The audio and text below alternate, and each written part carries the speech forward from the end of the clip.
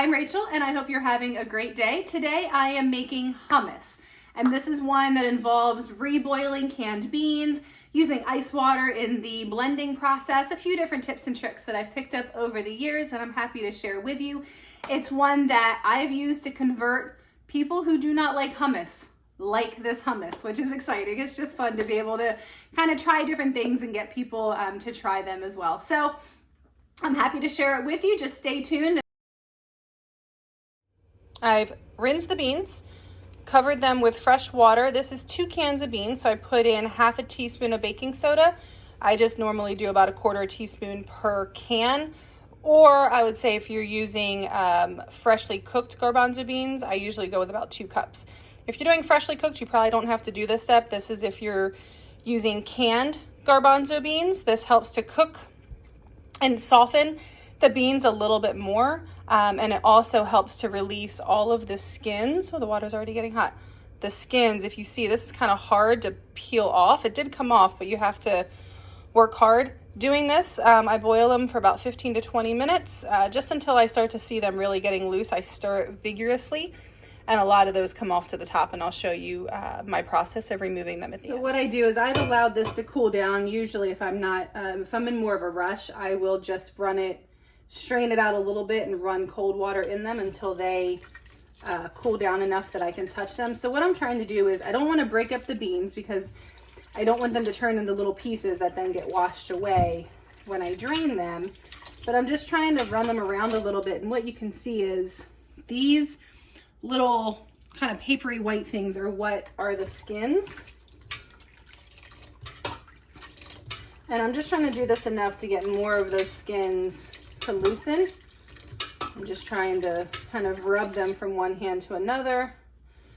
And then I'll start removing. Usually the skins float while the beans don't, and this is usually where I'll add. One of the other things I like about reboiling the beans, and I don't know if you've ever run into this, but I run into where just sometimes it's different brands, but I buy the beans and they are just still so hard. This helps to alleviate that. Now, I'm not trying to get every single skin. I just want to get a bulk of it. Some of the skins isn't bad, and it doesn't make for a bad hummus.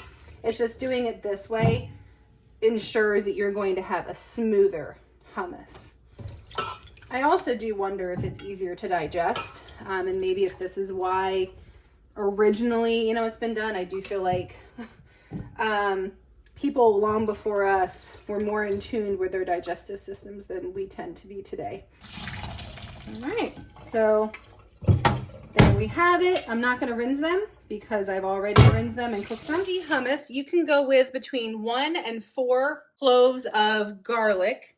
I'm going with 2 because they're not too spicy and they're not too large. Really, the variation is on, one, how you prefer it, but also some garlic cloves are just so spicy, and our daughters like hummus, but if it's too spicy, they won't eat it as much, especially one of my daughters. So I'm just gonna, all I do is kind of pre-whiz it a little bit in the food processor, just to get that broken down a little bit. This is probably an unnecessary step, but now I do think a food processor is almost necessary. You can do this in a blender, especially one like a Vitamix blender, but I've done that. When I've done it in a blender, I do find that I have to make it a little bit more liquidy and it doesn't get quite the same fluffy texture, but it can still work. All right, so I think that that's enough. To that, I'm going to add, you can add between 1/4 and 1/3 a cup. And again, this is for 2 cans of beans. So I'm adding between 1/4 and 1/3. I'm doing 1/3. I prefer, and I like that strong tahini flavor, but I would say that's kind of based on your preference. Maybe start with 1/4, add more if you're not quite sure what you prefer. I have ice water for later, but for right now, I'm going to add lemon juice. This is the juice of a whole lemon. I'm actually just measuring it out to see. I'm going to start with 2 tablespoons to make it a little more consistent for everyone. I'm not a fan of when recipes call for just the juice of something when that thing can vary in size. I just did a slightly under a teaspoon of salt. some black pepper. Now, you can leave it here.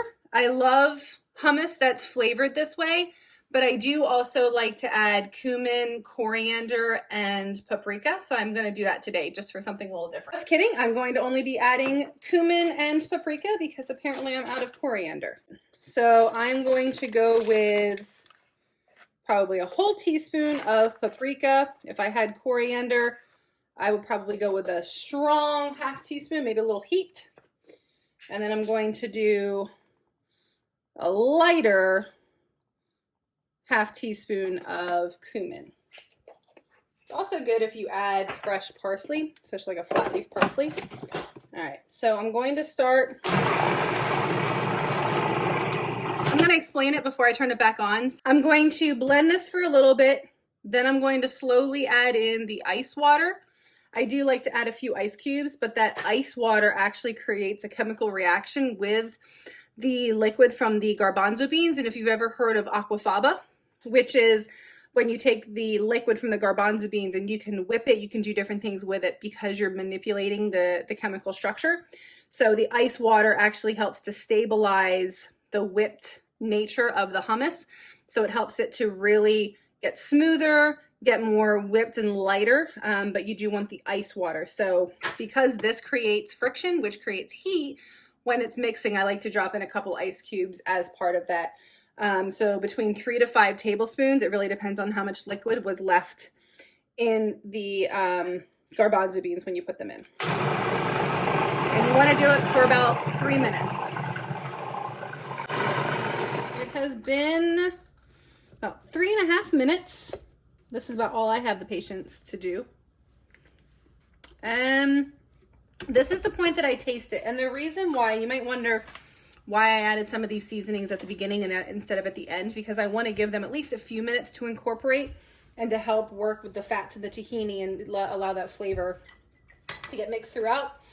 I would say I'm pretty good on salt, maybe a tiny bit extra. I definitely like my hummus a little bit more sour, so I'm going to do another 1.5 tablespoons. Maybe just another 1/4 teaspoon of salt. I do actually like a little bit more black pepper. And I'm kind of feeling like a little more paprika. So I'm probably going to do another, probably 1/4. And I just use the same. I don't think you have to dirty up all of these different measuring spoons. This isn't cake baking. You don't have to be, it's not an exact science. All right. So I'm just going to mix this real quick and then I'll add the olive oil in and show you how I do that. All right. I just pulse it a few times. Let's see. Do try to make sure you kind of bring it up from the bottom a little bit.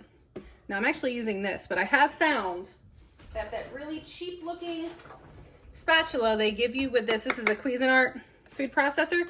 It actually does work really well because it doesn't get caught on the blade and tear it up like these silicone ones do. And it gets into that corner. You can kind of get in and around the blade better. All right, let's check it out.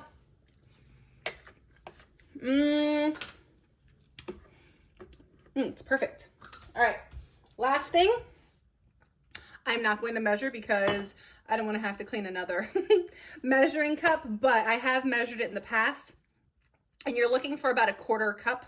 Again, this is one of those things you can do less if you're really worried about that amount of oil. You can do more. I sometimes do more if I want it just that richer taste. A lot of times if you're getting hummus out at restaurants that they specialize in this, you're probably getting more oil than that amount. Now this I am using an extra virgin. You could use a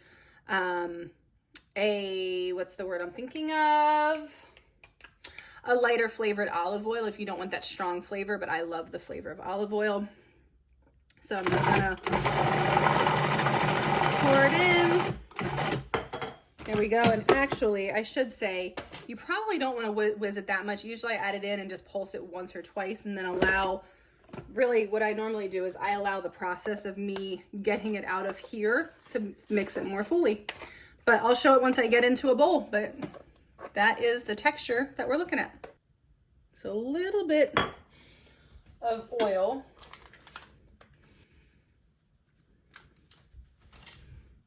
There you have it.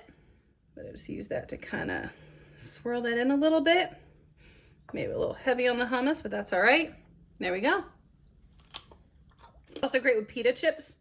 And also, if you go a little heavier on the cumin and the coriander, weirdly, I also love it with Bartlett pears. Don't know what it is about it.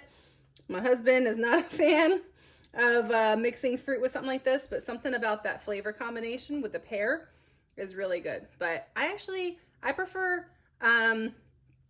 cucumber, celery, or carrot over pita chips with hummus. Thank you for joining today. I hope you have a great day.